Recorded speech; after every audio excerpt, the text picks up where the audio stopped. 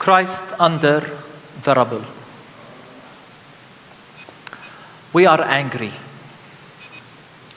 We are broken.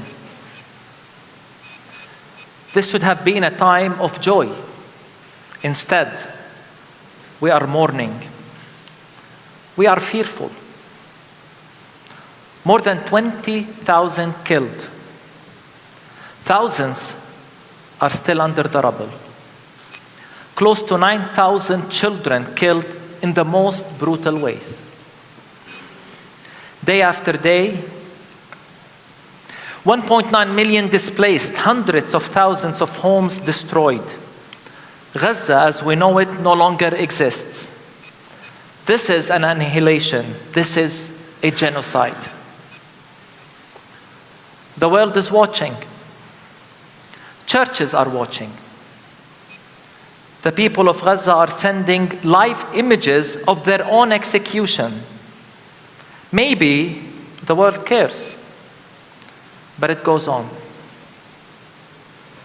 We are asking here, could this be our fate in Bethlehem, in Ramallah, in Jenin? Is this our destiny too?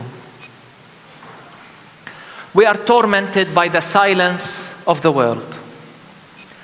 Leaders of the so-called free lined up one after the other to give the green light for this genocide against a captive population. They gave the cover.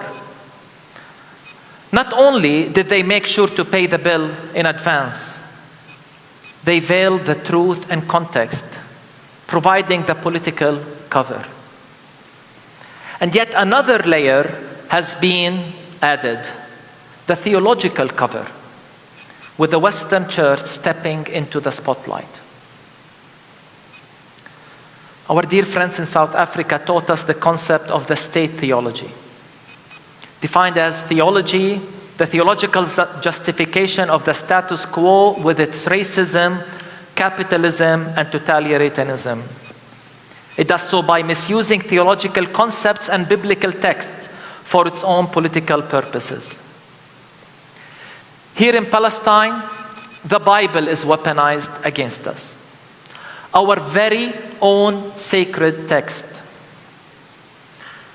In our terminology in Palestine, we speak of the empire.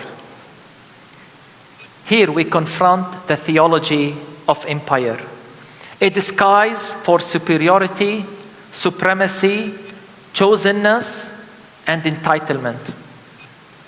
It is sometimes given a nice cover using words like mission and evangelism, fulfillment of prophecy, and spreading freedom and liberty. The theology of the empire becomes a powerful tool to mask oppression under the cloak of divine sanction. It speaks of land without people. It divides people into us and them. It dehumanizes and demonizes the concept of land without people again, even though they knew too well that the land had people, and not just any people, a very special people. Theology of the empire calls for emptying Gaza, just like it called for the ethnic cleansing in 1948, a miracle or a divine miracle as they called it. It calls for us Palestinians now to go to Egypt, maybe Jordan. Why not just the sea? This war has confirmed to us that the world does not see us as equal. Maybe it's the color of our skins. Maybe it is because we are on the wrong side of a political equation. Even our kingship in Christ did not shield us. So they say, if it takes killing 100 Palestinians to get a single Hamas militant, then so be it. We are not humans in their eyes. But in God's eyes, no one can tell us that. The hypocrisy and racism of the Western world is transparent and appalling. They always take the word of Palestinians with suspicion and qualification. No, we're not treated equally. Yet on the other side, despite a clear track record of misinformation, lies, their words are almost always deemed infallible. To our European friends, I never ever want to hear you lecture us on human rights or international law again. And I mean this. We are not white, I guess. It does not apply to us according to your own logic.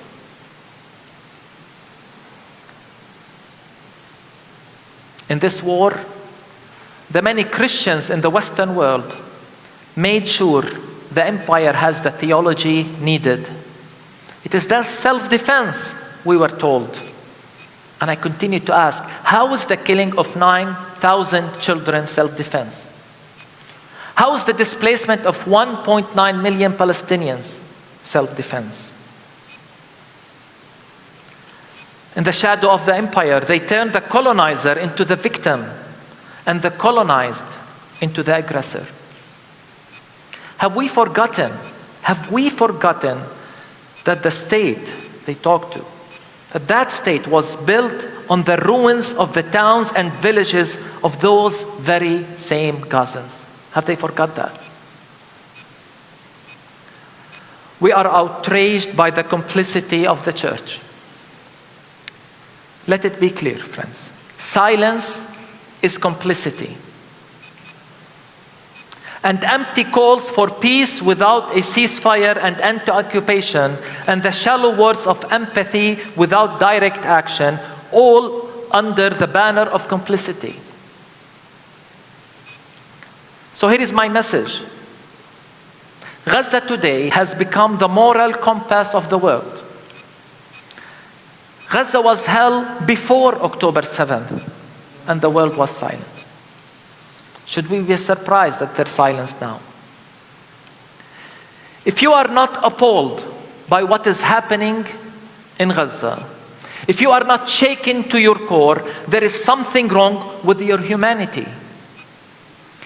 And if we as Christians are not outraged by the genocide, by the weaponization of the Bible to justify it, there is something wrong with our Christian witness, and we are compromising the credibility of our gospel message. If you fail to call this a genocide, it is on you. It is a sin and a darkness you willingly embrace. Some have not even called for a ceasefire. I'm talking about churches. I feel sorry for you. We will be okay. Despite the immense blow we have endured, we the Palestinians will recover. We will rise. We will stand up again from the midst of destruction, as we have always done as Palestinians. Although this is by far maybe the biggest blow we have received in a long time. But we will be okay. But for those who are complicit, I feel sorry for you. Will you ever recover from this? Your charity and your words of shock after the genocide won't make a difference. And I know these words of shocks are coming.